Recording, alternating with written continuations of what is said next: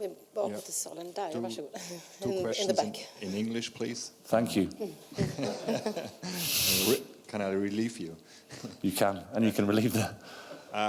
What was your focus, your main focus, the last few days on this Swedish team who had a very tough time so far? Well, it was my first week with them, so to get to know them, firstly, and to start to create a team that's together, a team that's clear in terms of what we want to do in the short time we've had. As I said, the players have been fantastic to work with. Really, really impressed with their attitude, with how much they want to take responsibility, their openness. It's been a pleasure to work with them. And could you tell us about the strength of the Swiss team, and do you need a miracle to win tomorrow? Well, we play against a really good team, that's for sure. We know that. We have full respect of Switzerland and the quality they have. They've got a really good mix, experience, individual quality, a team that's stable, a team that's balanced, a team that's been together for a while. So we know we meet a good team, but we're also really looking forward to the game. It's a fantastic challenge for us. We know it's a tough game. I wouldn't go as far to say it's a miracle, but we know it's a tough game. Okay, sorry. If I would wake you up in the middle of the night and ask you, how can Sweden be number 2 in the group, would you be able to answer? Because there's a possibility. It's not that far-fetched, is it? Vi måste vinna matchen imorgon kväll. Vi börjar där. Tänker du någonting på olika scenarion? Nej, bara nästa match. Bara nästa match. Fokusera på vad vi kan påverka på plan. Och sen efter match, sen vi ser.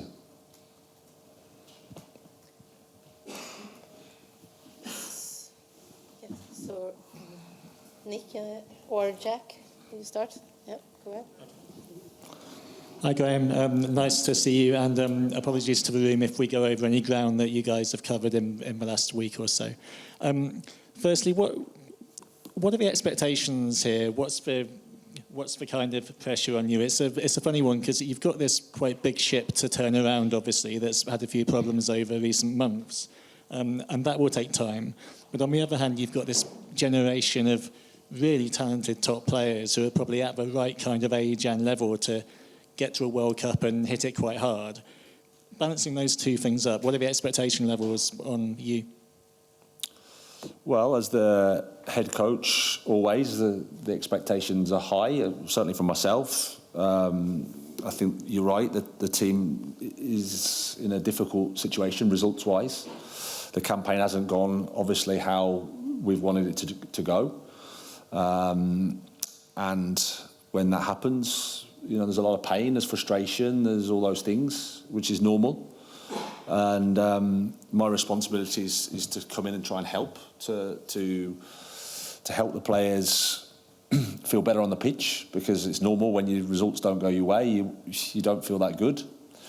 We've had to try to create something that is relatively clear, relatively simple for them, without being too simple, because the talent is clear. It's about bringing the team together, I would say. That's been the most important thing. And then, as we know, football can change quickly. But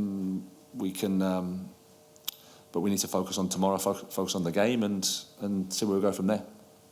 I think it was about a year ago, one of the players who's not here now, Kulusevski, said that this team could become one of the best teams in the world with the potential it's got. Is that the kind of potential that you identify here? Well, there's talent in the team for sure, but what we have to do is create a team. We have to have a strong collective idea. Everybody has to believe in that. We've been really making steps, I think, this week with that. The players, as I said, are really together. I really like the group.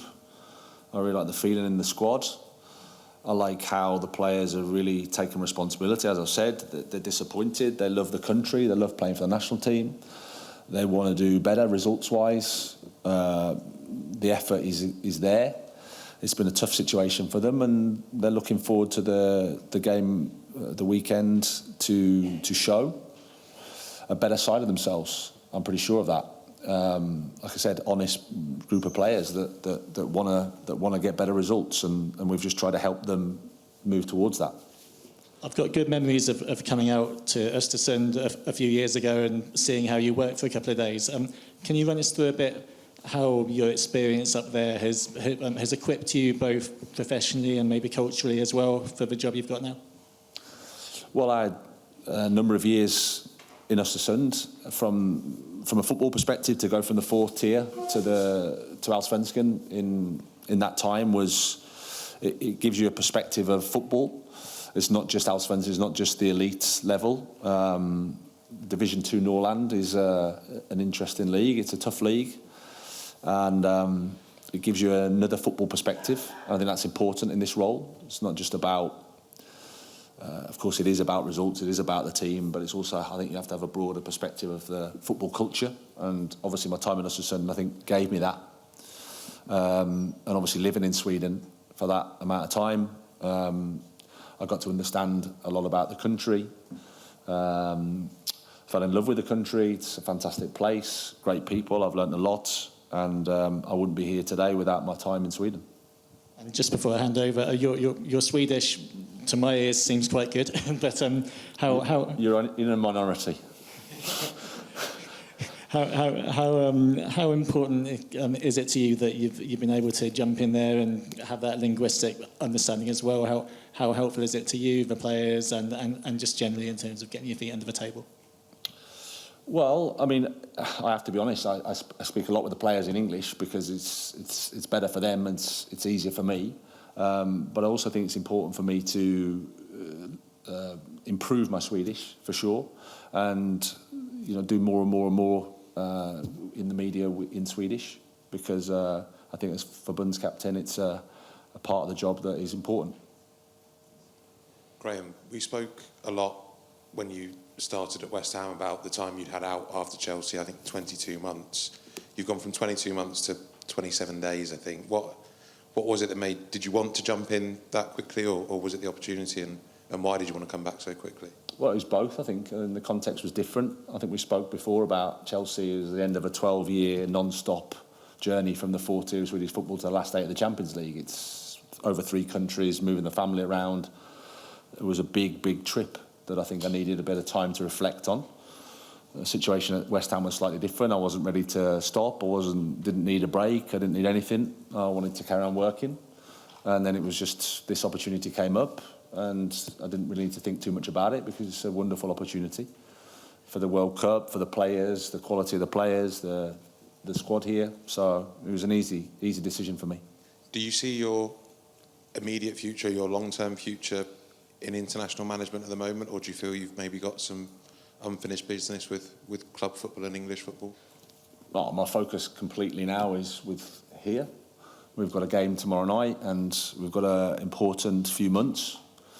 And in football, who knows? I've learned a lot about that. So, but my focus now is completely here, and I'm really, really enjoying it. Just one question, looking back a little bit. How do you reflect on your time at West Ham, and do you have any regrets over what happened during your time there? No, I don't think there's too much time for regrets. I think everything's a learning experience. Fantastic club with some great people.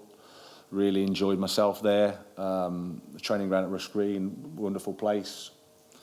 It's football. If you don't win enough, then we all know the consequences as a head coach. And I respect their decision, and then life moves on. And for this camp specifically, you've said that Isak can't play 2 lots of 90 minutes. Have you had Arne Slot on the phone in a panic, sort of asking you not to use him as much as possible? No, it's not that at all. It's just to understand what Alex has been through the last few months and to make the right call for him. We have to be smart with that. We don't need to speak to Liverpool about that, but it's clear for us. Have you had conversations with Liverpool, or do you keep it quite separate? And what has Alex told you about? We're always in contact. You have to be. It's part of the job. But Alex is ready to help. He's ready to play, and we'll decide tomorrow. What's he said to you about the experience he's had the last couple of months? Well, he's like everybody in terms of the Swedish national team. He's frustrated with the results we've had. That's clear, as I said. But all I've found here is a group of players that really want to do better. That are frustrated in terms of results-wise, where they're at, and are just desperate to do well for the country. You know, it was a real feeling for that. Okay, we go for a last question from. Coach, there's a drink. Yeah. I was going to say, no Vatten. Trying to speak Swedish with no Vatten. Mr. Potter, there is not only a big hype around your Swedish players, but also about the Swiss captain, Granit Xhaka. You know him as well from the Premier League. What is your opinion on him? He's a top player, great experience, has had a fantastic career, and I think he brings a lot to the team, so full respect to him. Tack Graham, tack Isak, tack till er. Mixade zonen kommer vara alldeles här ute och vi drar igång den så fort ni är riggade alldeles direkt. Tack.